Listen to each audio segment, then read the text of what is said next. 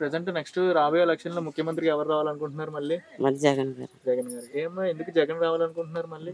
కొన్ని మంచి పనులు చేశారు కదా. ఏమేమి చేశాడమ్మా? స్థలాలు ఇచ్చాడండి. ఇల్లు వచ్చిందా మీకు? ఇదండి ఇల్లు. ఇల్లు మీదేనా? మాది. అంటే ఈ జగన్ గవర్నమెంట్‌లో వచ్చిందా ఇల్లు?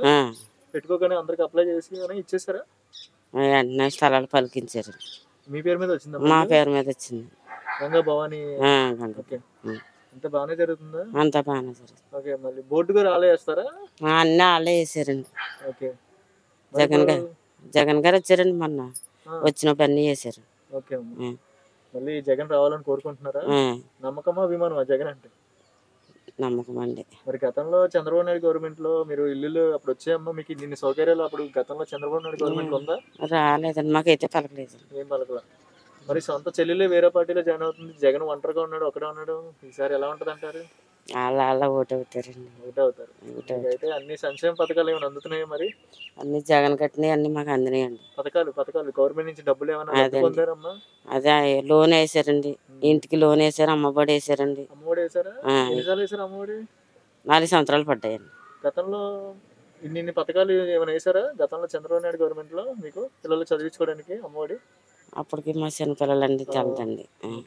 ఏదైనా 4 సంవత్సరాలు కలిపి 60,000 వేసారు మీకు? వేసారు. 60,000 ఏ గవర్నమెంట్ వేసిందా పోనీ? లేదండి. మీ పెళ్ళి అయిన తర్వాత కానీ తర్వాత ఎప్పుడైనా రాలేదు. 60,000 ఏ గవర్నమెంట్ వేయలే? డైరెక్ట్ మీ అకౌంట్ లో పడ్డాయి ఇప్పుడు జగన్ గవర్నమెంట్? పడ్డాయి. సహాయంగా ఉందమ్మా జగన్? బాగానే ఉంది.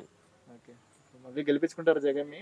గెలిపిస్తాం. అంటే నమ్మకమా అభిమానమా జగన్ అంటే? నమ్మకం అండి. నమ్మకం. మీకు అన్ని మంచిగానే ఇల్లు సౌకర్యాలు మంచిగానే చేశారమ్మా? మంచిగానే చేశారు. కరెంట్ అన్ని ఉంటుందా మీకు? కరెంట్ వాటర్కి ఏమీ కరువులేదండి, అన్ని బాగానే. సామర్లకోట కదా ఇది? సామర్లకోట అండి, సాగం కోట పక్కనే రాగంపేట వచ్చిందండి ఇది. ఓకే. ఓకే. సామర్లకోట పెద్దాపురం నియోజకవర్గం. ఈ పక్కన పెద్దాపురం. మీ పెద్దపురం దొరబాబు గారు తెలుసమ్మా?